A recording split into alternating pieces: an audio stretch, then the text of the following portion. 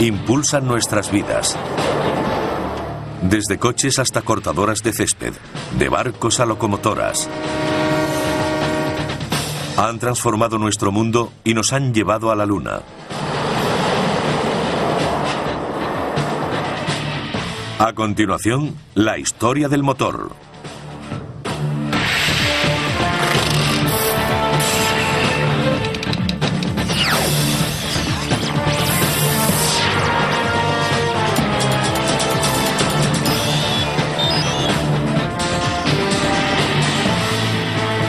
Maravillas modernas. Durante 3 siglos, estos ingeniosos diseños han sido la máxima expresión de la búsqueda de la excelencia técnica. Y a través de muchas generaciones de progreso tecnológico, han tenido un profundo efecto en nuestra forma de trabajar y viajar. La máquina de vapor reemplazó al caballo. Los motores eléctricos y de gasolina sustituyeron a la máquina de vapor. Más tarde, el reactor llevó las cosas a un nivel superior. Y ahora, los motores microtecnológicos demuestran que menos es más.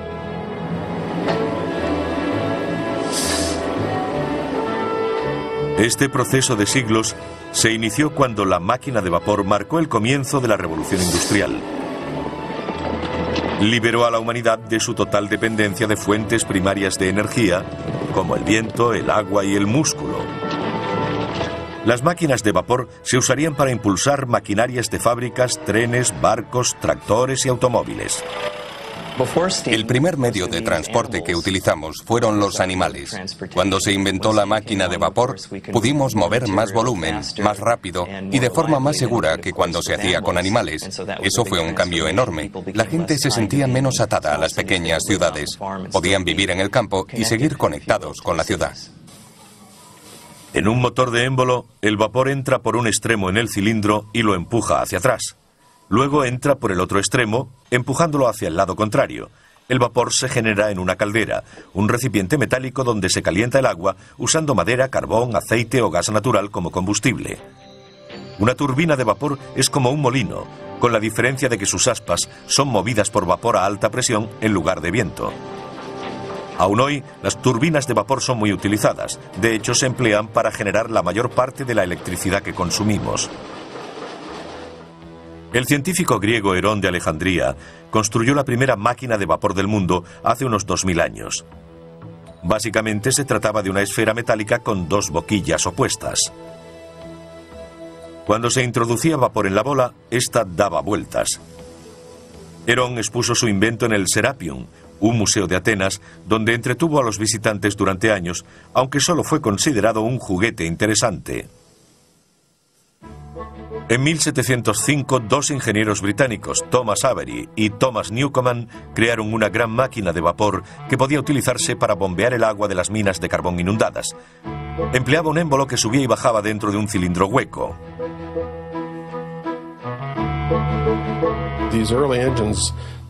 Estos primeros motores no tenían el engranaje necesario para convertir el movimiento de vaivén en otro de impulso rotatorio. Eso no sucedió hasta la década de 1770, cuando James Watt desarrolló la máquina de vapor más famosa del siglo XVIII. James Watt, un profesor de la Universidad de Glasgow, inventó varias mejoras, haciéndola mucho más práctica para mover maquinaria. Su regulador centrífugo o de bolas se expandía a medida que el motor iba más rápido. La fuerza centrífuga hacía que las pesadas bolas metálicas se separaran, cerrando una válvula que lo desaceleraba. Y a medida que se expandían, controlaban el movimiento del vapor en el cilindro. Se trataba de un dispositivo muy eficiente para evitar revoluciones excesivas y, aún más importante, para mantener un movimiento uniforme y regular. En 1800, más de 1.500 máquinas de vapor funcionaban en Europa y los Estados Unidos. Además de bombear el agua de las minas, también impulsaban las máquinas de las fábricas.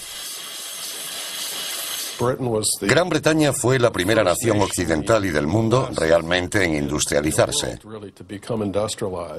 Y mucho de lo que allí se creó se desarrolló a partir de la invención de la máquina de vapor. En 1830 los barcos de vapor atravesaban regularmente el Atlántico. Los primeros no eran muy diferentes de los de vela de ese periodo. Tenían altos mástiles y velas, pero la gran diferencia era la enorme rueda de paletas en medio del barco. Movida por una máquina de vapor, proporcionaba potencia extra al girar en el agua. La mayoría de los barcos de vapor y los posteriores ferrocarriles redujeron radicalmente el tiempo para recorrer largas distancias. El político norteamericano Chancy Calhoun a menudo hablaba de conquistar espacio. Y básicamente eso es lo que hicieron estas máquinas. Ayudaron a conquistar espacio. Acortaron distancias entre dos lugares. Eso fue particularmente cierto en el caso de las máquinas de vapor cabalgando sobre raíles de acero que abrieron la entrada al oeste americano en 1800. En 1860 había casi 50.000 kilómetros de vías en Estados Unidos. Y en 1869 se puso el clavo dorado en Promontory Point, Utah, para unir las vías de la Unión y la Central, procedentes de las costas este y oeste. En Norteamérica, la mayoría de los trenes de la época eran tirados por locomotoras 4x0 con 4 ruedas conductoras y 4 motrices. Pesaban 50 toneladas. Otra importante aplicación fue en la maquinaria agrícola. En el campo, uno podía quemar paja para su maquinaria agrícola, madera, incluso carbón. La máquina de vapor era muy adaptable y aceptaba cualquier combustible. Eso la hizo ideal para el campo. Enormes tractores de vapor comenzaron a transformar la agricultura a finales del siglo XIX. Fue una época en la que términos como bestia, leviatán y otros parecidos fueron muy utilizados. Algunos de estos motores pesaban de 10 a 20 toneladas. Eran enormes. A mediados de siglo, un norteamericano, George Corliss, desarrolló la más importante máquina de vapor desde James Watt. Su nuevo sistema de regulación le permitía funcionar a un ritmo constante, haciéndolo ideal para la industria textil.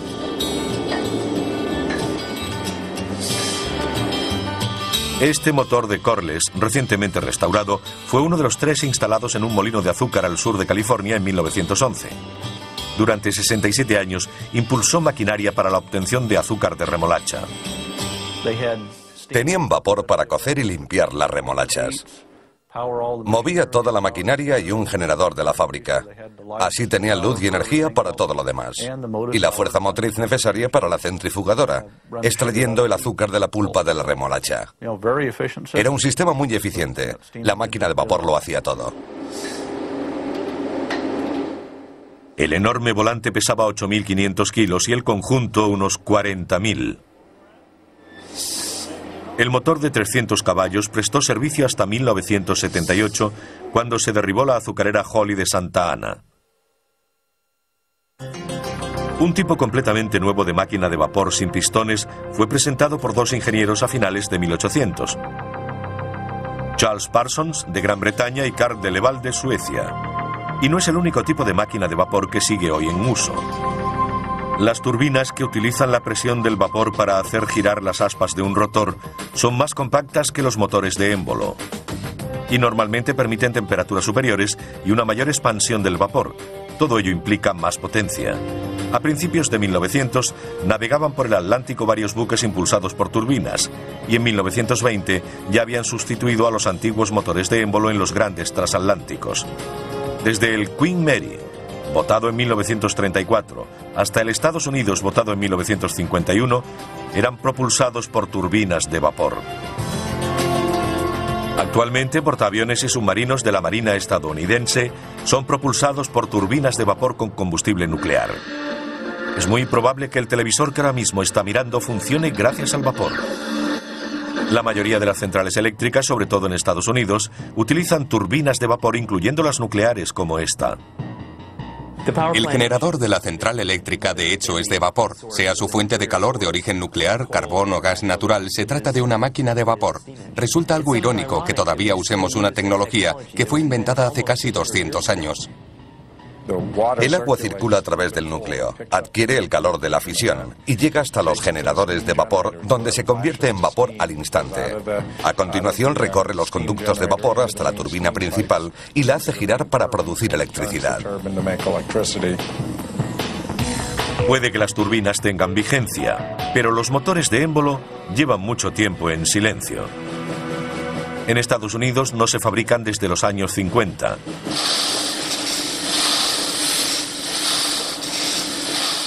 Pero su sonido llena el Museo de Motores Antiguos en Vista, California, cerca de San Diego, donde hay docenas de máquinas funcionando. En su día fueron impresionantes imágenes de una potencia sin precedentes. Pero hubo grandes errores que convirtieron a estos enormes monstruos en dinosaurios. La transferencia de calor es un proceso lento, y en las máquinas de vapor hay que transferir el calor desde un fluido caliente, concretamente gases de combustión, al fluido que realmente produce la potencia, el vapor. Se advirtió que utilizando motores de combustión interna en los que el fluido que se expande y el que genera el calor es el mismo, la mezcla carburante, se obtenía más potencia con un motor más pequeño. Pero antes de la aparición del motor de combustión interna, surgió otra nueva máquina para ayudar a mover el mundo que no quemaba combustible. A continuación, el eléctrico se gana un lugar entre los motores del mundo. Cuando se extendió el uso de las máquinas de vapor a principios del siglo XIX, eran muy potentes. Pero esa potencia tenía un precio. También eran muy peligrosas. Para obtener la máxima potencia, sus calderas tenían que contener vapor a altas presiones, y no siempre estaban a la altura. En el siglo XIX había problemas con las explosiones de calderas. Solían ocurrir accidentes en los que moría mucha gente. Robert Sterling, un clérigo escocés, estaba cansado de ver a sus parroquianos resultar heridos o muertos por explosiones de máquinas de vapor. Así que decidió hacer algo. Mitad inventor, mitad predicador. Un hombre renacentista, fue un tipo increíble. Sterling desarrolló un motor totalmente nuevo, en 1816, al que llamó de aire caliente. Hoy es conocido como motor Sterling. Los motores que desarrolló eran de baja presión. En su interior no había nada a alta presión que pudiese explotar, incluso si la máquina se estropeaba. Los motores Sterling funcionan calentando una parte del mismo motor y enfriando otra. En su interior hay un mecanismo que hace circular el aire entre el lado caliente y el frío. Cuando está en la parte caliente, el aire se expande y empuja un pistón. Y cuando pasa por el lado frío, se contrae tirando del pistón. Pero había un problema con el invento del reverendo Sterling. Los metales utilizados en el siglo XIX no aguantaban bien el calor para que fuese tan duradero como la máquina de vapor. Los metales no aguantaban la alta temperatura de la llama continua. La caldera es la parte de la máquina de vapor que está expuesta a la llama continua, mientras que en el Sterling es el cilindro, una parte diferente. Pero con la metalurgia moderna, algunos creen que el motor Sterling ahora podría ser viable. Brent van Arsdale fabrica pequeños motores de demostración que revelan las capacidades del invento del reverendo Sterling. Uno de ellos funciona con el calor desprendido de una taza de café. Pero lo más sorprendente es que también funciona con el aire frío de un cuenco lleno de hielo. Todo lo que necesita es una diferencia de temperatura. Lo único que hay que hacer es mantener una parte fría y la otra caliente. Funcionan en cualquier sitio donde sea posible mantener la diferencia de temperatura. Este motor Sterling puede funcionar con el calor de la palma de la mano. Durante décadas se ha intentado poner motores Sterling en vehículos y aún no es viable. Son caros, mucho más que los alternativos de gasolina o diésel. Y es muy difícil que sean eficientes debido al continuo cambio de régimen, ya que el conductor va reduciendo o acelerando. Eso dificulta el rendimiento permanente del motor, especialmente en un Sterling. El vapor y los motores Stirling del siglo XIX pronto tuvieron un nuevo competidor que ayudó a impulsar la revolución industrial. Y hoy aún sigue con nosotros. No tenemos máquinas de vapor en nuestras casas, pero sí muchos aparatos eléctricos. Mire a su alrededor, verá que tiene cantidad de ellos. Relojes, aire acondicionado, equipos de música, vídeos, ventiladores, aspiradoras, batidoras. Y por supuesto no olvidemos el cepillo de dientes. Todos son accionados por motores eléctricos. Sin ellos ni siquiera podríamos hacer esta entrevista. Más valdría quedarse en la cama, salvo que uno quisiera volver a los días de los carros y los caballos. A diferencia de la mayoría de los motores que utilizan algún tipo de combustión para crear calor, el eléctrico funciona por un principio completamente diferente. Cuando la electricidad fluye a través de un cable, se crea un campo electromagnético. Ello significa que temporalmente ese cable se convierte en un imán, y cuando se corta la electricidad deja de serlo. Si se conecta al revés, se invierten los polos. Y esto es lo que repetidamente hace un motor eléctrico usando la fuerza magnética para crear movimiento. Crea un campo magnético. Se mueve como Doug y yo lo estamos haciendo. La corriente pasa por el campo magnético y por la bobina, haciendo que esto gire. Naturalmente, los motores eléctricos necesitan electricidad. Así que su historia comienza con los pioneros de este campo. En 1824, Michael Faraday patentó la corriente continua y su motor. En 1888, el excéntrico genio Nikola Tesla patentó la corriente alterna y el suyo. Hoy en día ambos están en uso. Si funciona con pilas es de corriente continua, si se enchufa en la pared es de corriente alterna. Tesla fue el primero que introdujo el concepto de corriente alterna, que consiste en el cambio de polaridad 50 o 60 veces por segundo. Pero Edison no creía en ello y despidió a Tesla, que fue a trabajar con George Westinghouse. Tesla estaba en lo cierto. La corriente alterna podía ser transportada a muchos kilómetros, mientras que existían limitaciones significativas para la distribución de corriente continua. George Westinghouse adquirió las patentes para el sistema de corriente alterna de Tesla y en 1891 montó la primera línea de corriente alterna de alta tensión en California, conectando San Antonio Canyon con Pomona y San Bernardino. En 1894, Westinghouse empezó a fabricar otro de los inventos de Tesla, el motor de corriente alterna. Los primeros equiparon a algunos de los coches primitivos junto con las máquinas de vapor y los motores de combustión interna que usaban combustible como la gasolina para mover un pistón. No creo que nadie supiera, al menos durante la primera década de la existencia del automóvil, cuál sería el ganador. Alrededor de 1912 finalmente se impuso el motor de combustión interna. Irónicamente, gracias a la adición de uno eléctrico, al que se llamó motor de arranque. Esa era exactamente su función, dar el primer impulso a los pistones sin que el conductor saliese despedido, o peor. Hasta entonces había que hacer girar el motor para que arrancara. No solo era difícil, sino peligroso. Podía romper con facilidad los huesos del brazo y si daba un tirón de la persona, podía hacerle mucho daño. Sin embargo, el motor de arranque lo cambió todo, marcando la desaparición del automóvil eléctrico y el de vapor. Como con la manivela, el motor de arranque iniciaba los ciclos de compresión y combustión necesarios para que el motor funcionase por sí solo. Algunos de los mayores motores eléctricos se hicieron para los ascensores. En 1933, Westinghouse construyó los más rápidos del mundo para el Rockefeller Center de Nueva York. En 1972, instaló los ascensores en el que era por aquel entonces el edificio más alto del mundo, la Torre Sears, en Chicago. En la década de los 90, el motor eléctrico regresó al mundo automovilístico cuando la General Motors presentó el EV1. Muy ligero de peso y con un fuerte chasis rígido, además tenía una de las carrocerías más aerodinámicas jamás fabricadas. Hay quien dijo que fue construido como un avión más que como un coche. Fue un fracaso y se canceló su producción en el 2000. Como sucede con todos los coches eléctricos, el problema es su limitada autonomía entre recargas. Si uno tiene prisa y solo puede recorrer 160 kilómetros parando 8 horas para recargar la batería, mejor se compra un carromato. No creo probable que en 10 o 20 años los vehículos eléctricos compitan con los estándar. La tecnología de las baterías no es lo bastante buena y cuesta mucho, aplicada a la escala que requiere la cantidad de energía necesaria para propulsar un vehículo. Si se redujera su tamaño y aceptásemos una autonomía limitada, los coches eléctricos podrían resultar interesantes, porque realmente no producen emisiones cuando circulan.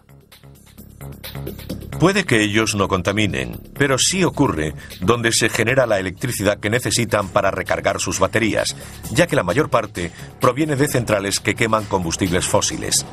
Como los vehículos eléctricos precisan baterías de duración limitada o líneas aéreas a las que conectarse, han tenido más éxito en el transporte público que en el privado. Ciudades como Los Ángeles introdujeron los primeros tranvías eléctricos a principios del siglo XX. Y en algunas ciudades todavía existen.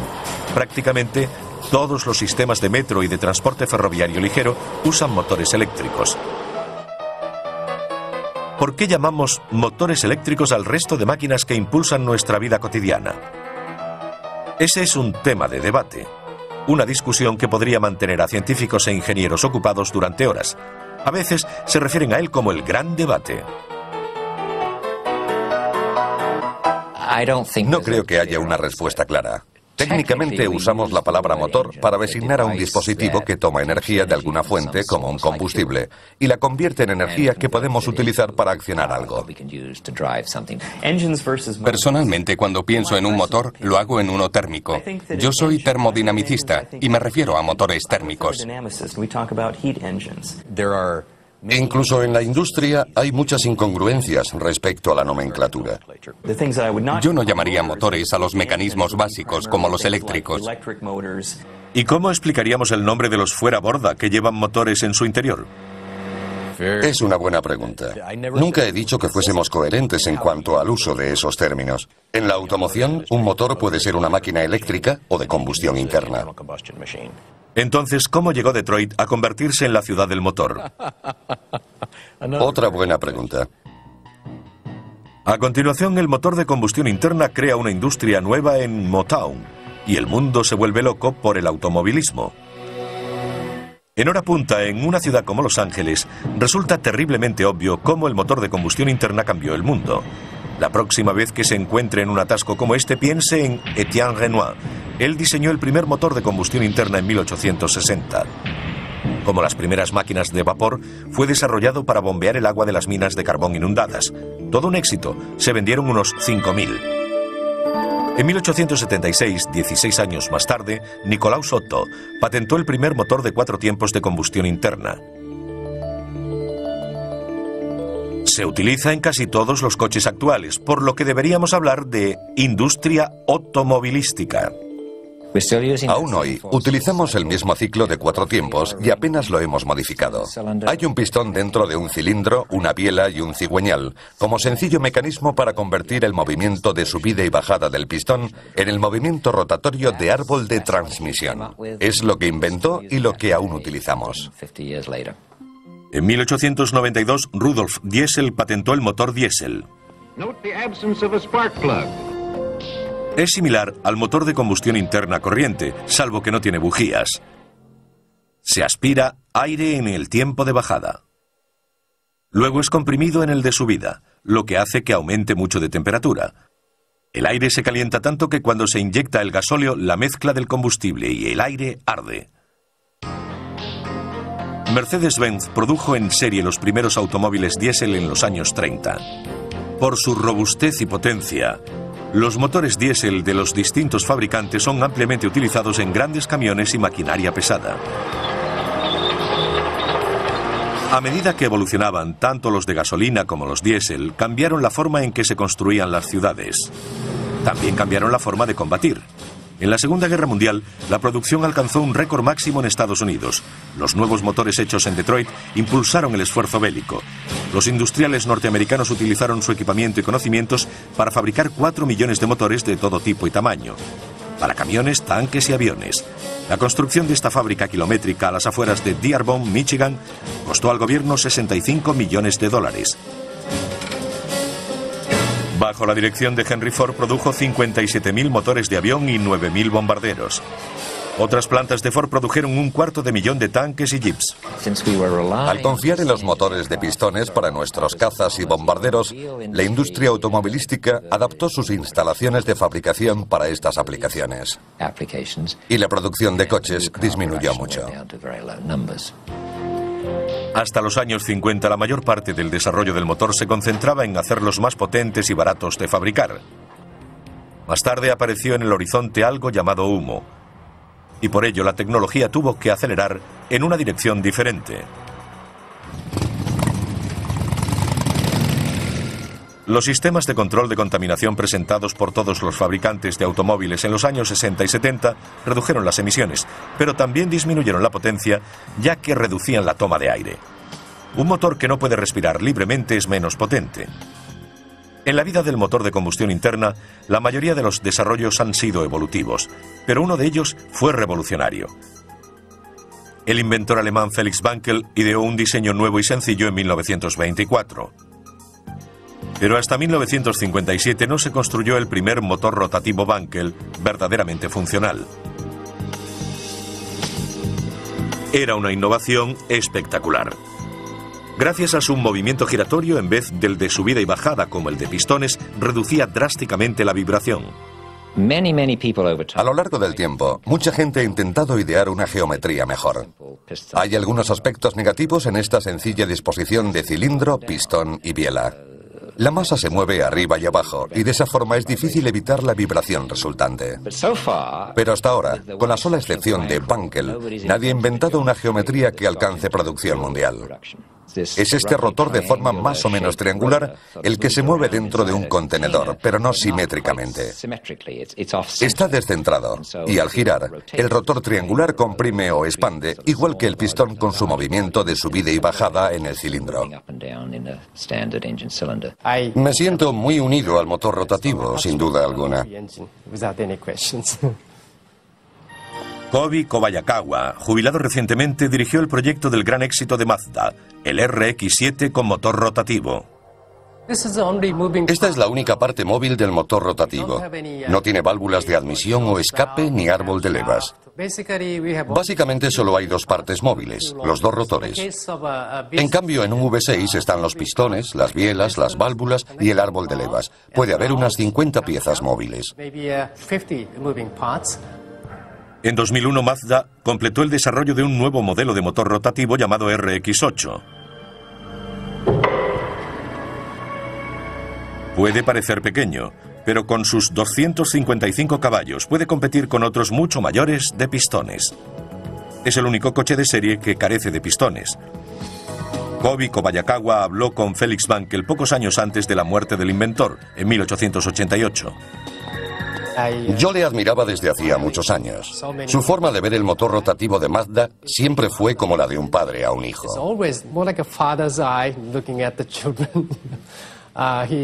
Era muy amable y estaba muy contento con el esfuerzo llevado a cabo por Mazda y los resultados obtenidos con el motor rotativo. Felix Wankel estaría orgulloso de que la idea innovadora que tuvo en 1924 siga girando. A continuación, diminutos ingenios que hacen que un ácaro del polvo parezca un monstruo. Recibe el nombre de microtecnología y es lo más pequeño en máquinas y motores.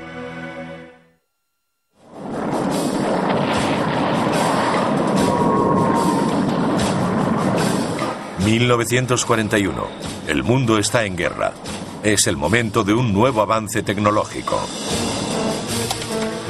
Aparece el reactor.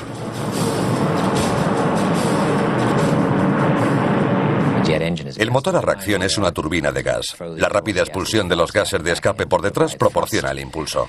El compresor y la turbina comprimen los gases para suministrar el flujo a alta presión que es necesario expulsar, y la turbina suministra la energía necesaria para accionar el compresor. La restante es para la impulsión. Imaginemos que estamos haciendo galletas de una en una. Ponemos una pequeña cantidad de masa en una bandeja, la metemos en el horno, esperamos a que se haga y la sacamos. Pues eso es lo que hacemos en el motor de combustión interna de pistones alternativos. Entra la mezcla carburante, punto. Se comprime, punto. Arde y se expande, punto. Se expulsa, punto. Es un constante empezar y acabar. Mientras que en el reactor se trata de un solo proceso continuo. Todo comenzó hace unos 60 años, cuando Gran Bretaña y Alemania se afanaban por crear el primer avión a reacción. En 1941, Alemania fue la primera con un caza prototipo, el AG-280. Un año más tarde tenían otro incluso mejor, el ME-262. Fue el primer avión a reacción del mundo fabricado en serie. El primer reactor británico, el caza Gloster Meteor, hizo su primer vuelo de prueba en marzo de 1943. Desde entonces se ha evolucionado hasta llegar a esto. Airbus Industries desarrolla lo que algunos llaman el Super Jumbo. Un avión de 2 plantas, un 50% mayor que el Boeing 747 y capaz de transportar de 600 a 700 pasajeros.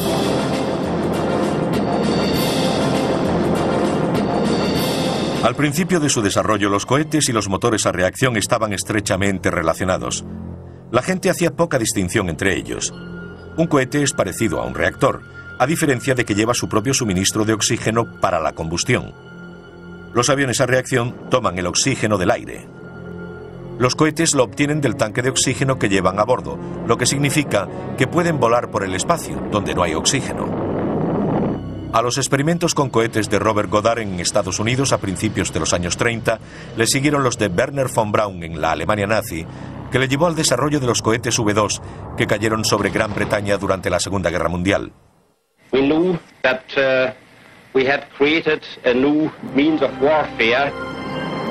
La tecnología de cohetes de Goddard y von Braun permitió futuros desarrollos como la ruptura de la barrera del sonido por Chuck Yeager en 1947, el lanzamiento del satélite ruso Sputnik en 1957 y el alunizaje del Apolo 11 en 1969. Hoy los 3 cohetes principales que impulsan la lanzadera espacial originan un empuje equivalente a 37 millones de caballos. Es lo que producirían 23 presas Hoover juntas. Los motores consumen casi 250.000 litros de hidrógeno líquido por minuto. Son móviles y se utilizan para controlar la lanzadera durante el vuelo. También proporcionan empuje adicional durante el lanzamiento, complementando a los 2 enormes cohetes propulsores que caen al mar tras el despegue. Durante décadas, los nuevos avances tecnológicos han llevado a la creación de mayores motores. Pero uno de los campos de investigación actuales más excitantes implica la creación de unos diminutos que caben en la punta de un dedo. La microtecnología es un área de investigación en creciente expansión que surge a partir de la miniaturización de los componentes electrónicos. Algunas de estas técnicas se usan para construir motores microtecnológicos. Hay muchas ventajas en reducir el tamaño de las cosas. Al miniaturizar algo, el peso baja, la dimensión elevada al cubo. Pero la fuerza propulsora disminuye a la dimensión al cuadrado. Así que a medida que se reduce de tamaño, aumenta la propulsión respecto al peso. El profesor Martin Schmidt del Instituto de Tecnología de Massachusetts ha desarrollado un motor a reacción del tamaño de un sello de correos. ¿Pero por qué lo hizo? En primer lugar, porque es muy divertido. Y en segundo lugar, porque hay muchas aplicaciones para este tipo de propulsión, como aviones o satélites en miniatura.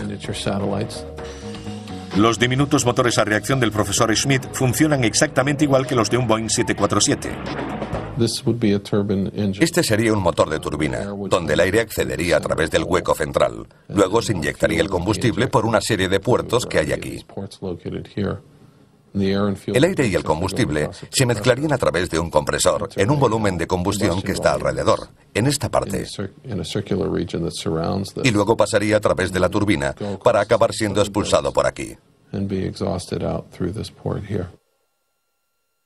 Dentro se encuentra este pequeño disco que gira a 1,5 millones de revoluciones por minuto. Los científicos del Instituto de Tecnología de Massachusetts creen que este motor podría impulsar un avión diminuto con una envergadura de unos 8 centímetros. Cientos de estos baratos microreactores desechables podrían servir para misiones de reconocimiento de las Fuerzas Armadas o para el estudio climático. Otra aplicación en la que los científicos tienen grandes esperanzas es la generación de electricidad para sustituir a las pesadas y menos eficaces baterías de los ordenadores portátiles, por ejemplo. Algunos científicos trabajan en nuevos conceptos de micromotores que aún no existen a tamaño real. Nuestro objetivo es crear un dispositivo del tamaño de un botón que esperamos genere unos 50 milivatios, suficientes para alimentar un teléfono móvil o una agenda electrónica. Varios juntos servirían para un ordenador portátil. Si tomamos una mezcla de aire y combustible, la introducimos en el centro de la espiral de intercambio de calor y la quemamos, podríamos utilizar gases resultantes de la combustión para precalentar la mezcla entrante. Se puede obtener combustión en situaciones donde no haya llama. Si ponemos en estas paredes dispositivos llamados materiales termoeléctricos, podríamos utilizarlo para generar energía eléctrica. Algunos motores microtecnológicos tienen engranajes del tamaño de un grano de polen y dientes del tamaño de un glóbulo rojo. Si se quiere hacer que uno microtecnológico parezca grande, solo hay que ponerlo junto a otro nanotecnológico. Las nanomáquinas son tan pequeñas que ni siquiera pueden verse con un microscopio. Nano significa una milmillonésima, así que aquello que mida la milmillonésima parte de un metro tendrá un nanómetro, algo a menudo discutido. Si ponemos 10 átomos en fila, esta medirá alrededor de un nanómetro. Los orígenes de la nanotecnología se remontan a 1959, cuando el desaparecido científico Richard Feynman dio una conferencia legendaria en el Instituto de Tecnología de California. La tituló «Hay mucho sitio en el fondo». Si profundizamos lo suficiente, todos nuestros dispositivos pueden ser producidos en serie a fin de ser copias absolutamente perfectas unos de otros. Quiero construir 1.000 millones de fábricas diminutas, exactamente iguales, que trabajen simultáneamente taladrando, estampando. El asunto consistía en hacer las cosas cada vez más pequeñas. Y él no veía ninguna violación de las leyes físicas, por ejemplo, la de la termodinámica, para crear cosas realmente pequeñas. Es mi intención ofrecer un premio de $1.000 a la primera persona que construya un motor eléctrico operativo de 0,2 centímetros cúbicos. El premio fue reclamado hace años, pero el profesor Ross Kelly de la Universidad de Boston quiso superar el desafío de Feynman. Pretendemos crear una especie de molécula que es mucho más pequeña que la medida que él fijó. Así, 40 años después, intentamos dar una respuesta final al desafío, haciéndolo a la menor escala posible. El profesor Kelly tuvo éxito al manipular 78 átomos para crear un motor consistente en una sola molécula personalizada. El diseño original, que por supuesto es mucho más pequeño que esto, consta de 2 partes.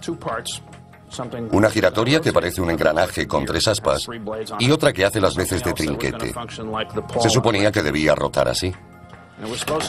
Cada esquina representa un átomo de carbono con uno de hidrógeno, que está conectado a la esquina siguiente por un enlace entre los 2 átomos de carbono. La siguiente esquina también se une al otro mediante un enlace entre los átomos de carbono, y gracias a las leyes de la química se puede predecir la longitud de las distancias y la geometría.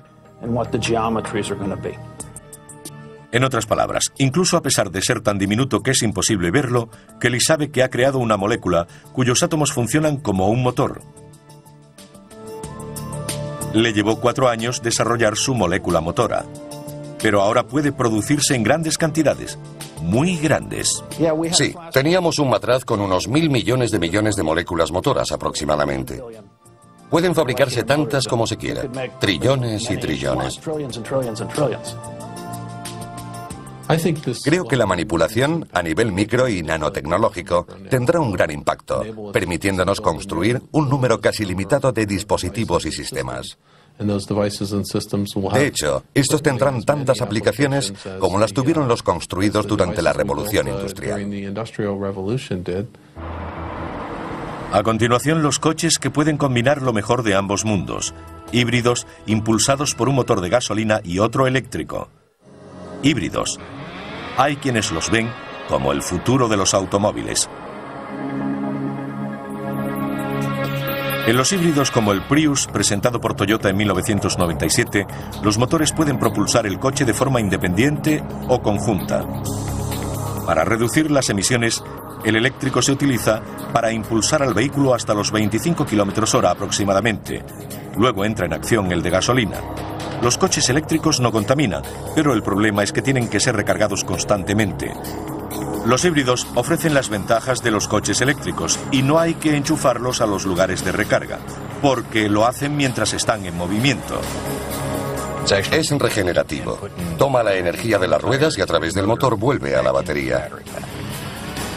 Con el frenado regenerativo, el coche desacelera usando su motor eléctrico como un generador. Esto crea una resistencia en la tracción y carga la batería. En otras palabras, funcionando como un freno, el generador crea energía en lugar de desperdiciarla en forma de calor desprendido, como los frenos normales. A medida que doblamos la esquina, la aceleración inicial es motora. Y a medida que piso el acelerador, comienza a funcionar el motor. El verde es carga, el rojo es potencia. Si dejo de pisar el acelerador, el motor se desconecta. La energía fluye desde las ruedas a través del motor hasta las baterías. Honda, rival de Toyota, empezó a vender este híbrido biplaza llamado Insight en el año 2000. Ambos cuestan unos 17.000 euros. En Japón se han vendido más de 34.000 híbridos desde 1997. Son más caros porque tienen unas baterías y un motor añadidos que hay que sumar al normal de gasolina. Y los beneficios dependen del tipo de conducción que ofrezcan estos vehículos. En Japón casi doblan las ventas de vehículos diésel, ya que sus autovías están muy congestionadas, la conducción es lenta y hay que estar todo el tiempo parando y arrancando. Si lo comparamos con el tipo de conducción que tenemos en Norteamérica, donde las autovías están menos congestionadas y conducimos a más velocidad y mayores distancias, los híbridos no resultan tan atractivos. Los trenes han utilizado el concepto de híbridos desde hace años. Las locomotoras que llamamos diésel son realmente diésel eléctricas, con un potente motor diésel que genera electricidad para que los motores eléctricos muevan las ruedas. Sin embargo, los híbridos no son la única esperanza del futuro de los automóviles. También está el hidrógeno. En el año 2000, BMW presentó el primer coche de fabricación en serie del mundo que podía trabajar con hidrógeno o gasolina. Cuando se cambia el modo para que funcione con hidrógeno, es como desactivar la contaminación. Lo único que sale del tubo de escape es vapor de agua. Pero el hidrógeno tiene un precio. La pregunta clave es, si alguien quiere hidrógeno, ¿dónde lo consigue?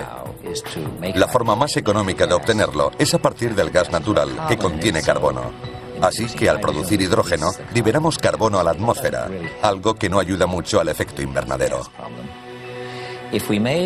Si obtuviésemos el hidrógeno a partir de la energía nuclear o solar, quizás pudiéramos encontrar una forma económica de hacerlo sin liberar dióxido de carbono.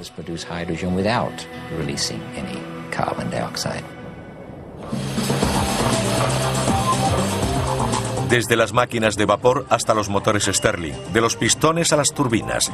Estudiar la historia de la tecnología del motor es un peregrinaje gratificante.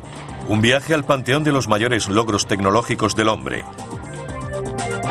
Desde que Herón construyó su primera máquina de vapor en la antigua Grecia, la humanidad ha quedado fascinada con los últimos motores. Lo hice porque pensé que sería ingenioso. No pensé mucho en sus aplicaciones. Sin duda, esa fascinación nos mantendrá conectados al futuro e impulsará nuestra habilidad para seguir cambiando nuestro mundo, inventando nuevas clases de motores, aunque no estemos seguros de para qué servirán.